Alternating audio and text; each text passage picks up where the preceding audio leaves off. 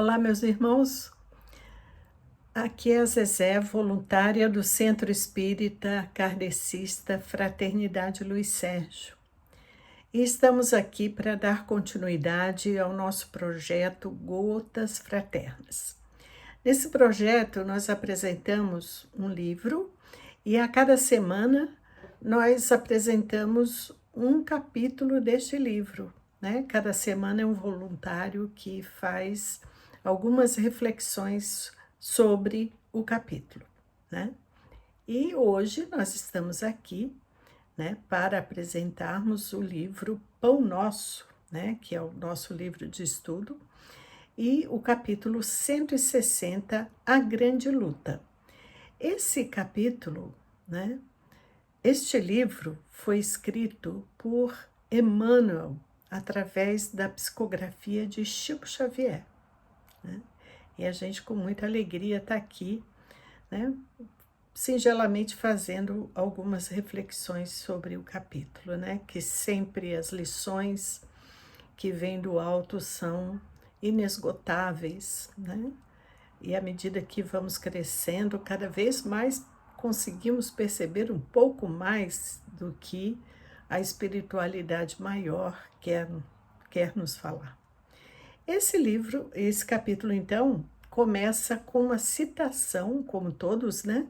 Uma citação do Evangelho, que ele fala sobre um trecho da carta aos Efésios, feita por Paulo, no capítulo 6, versículo 12, que diz o seguinte: porque não temos que lutar contra a carne e o sangue, mas sim contra os principados, contra as potestades, que é o poder supremo, né?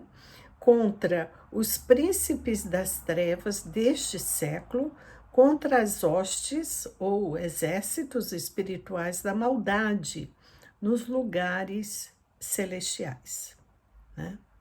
Então, o Paulo faz um alerta aos Efésios, né, que estão lá, uma das principais igrejas, se não a principal igreja que ele fundara, onde Timóteo era o líder que Paulo havia deixado lá, Éfeso, né, essa cidade.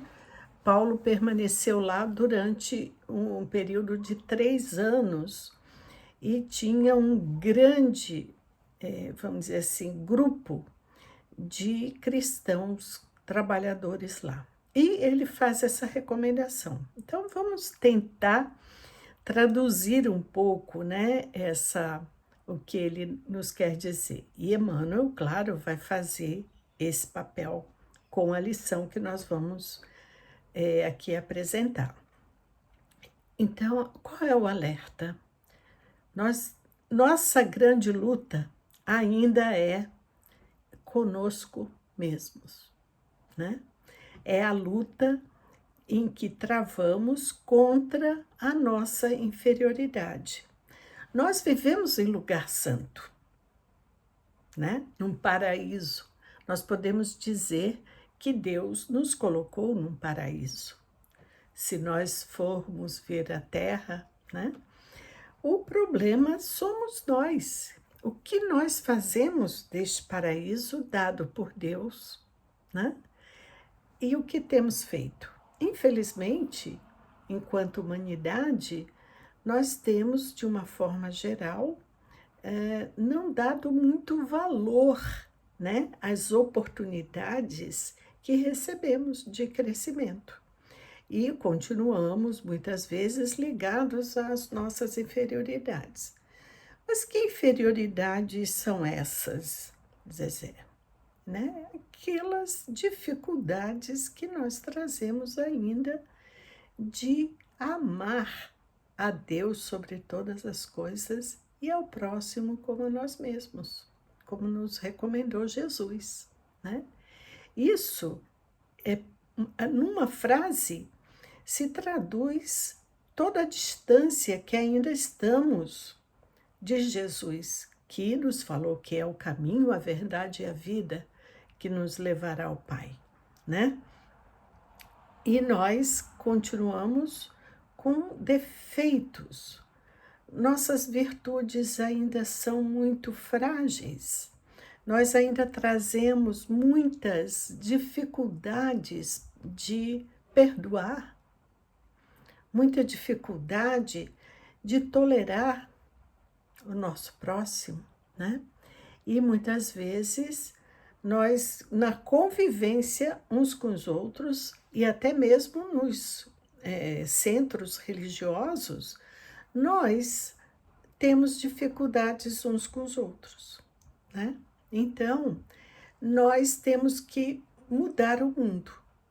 Mas para mudar o mundo, nós temos que mudar a nós mesmos, a nós próprios, porque somente assim o mundo se modificará.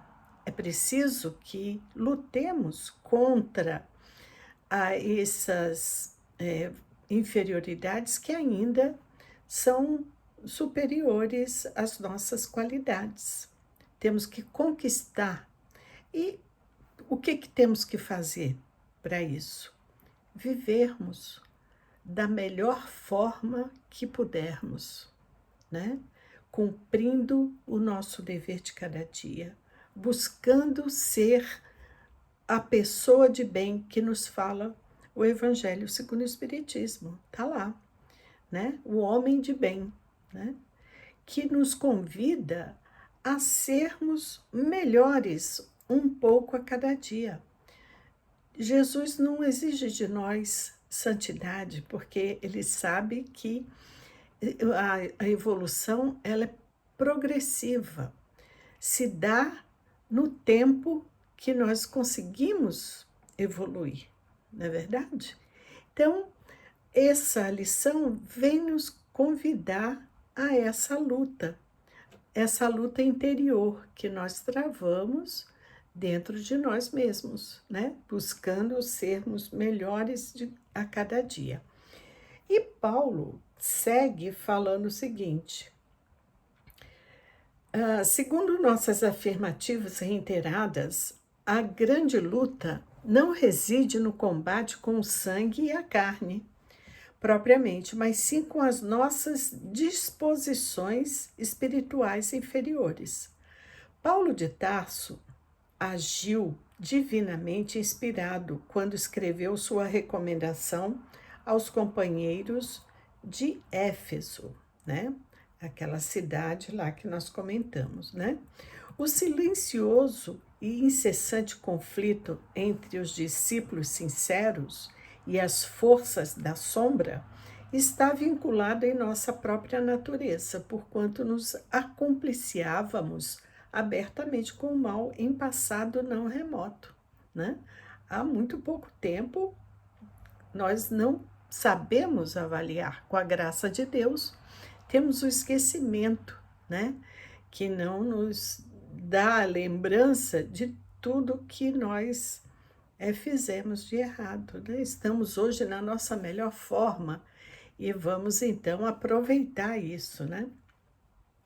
Ele nos diz o seguinte: temos sido declarados participantes das ações delituosas nos lugares celestiais. E ainda hoje, entre os fluidos condensados da carne ou nas esferas que lhe são próximas, agimos no serviço de autorrestauração em pleno paraíso. É o nosso paraíso. E ele diz: a terra é igualmente sublime degrau do céu, né? E é a nossa jornada, é a nossa caminhada para o mundo maior que nós iremos conquistar. Mas essa conquista começa dentro de nós, né? Quando alguém se reporta, nos diz Emmanuel, aos anjos caídos, os ouvintes humanos guardam logo a impressão de um palácio soberbo e misterioso, de onde se expulsam criaturas sábias e luminosas, né? Não se verifica o mesmo quando o homem culto se entrega ao assassínio à frente de uma universidade ou de um templo? Então, nos mostrando o seguinte: nós somos esses anjos caídos, né? que estamos nos reerguendo a cada dia.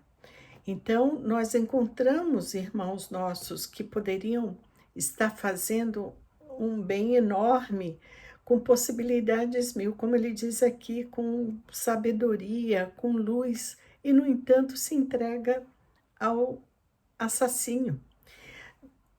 Muitas vezes com toda possibilidade de fazer imenso bem, mas a escolha é nossa, né?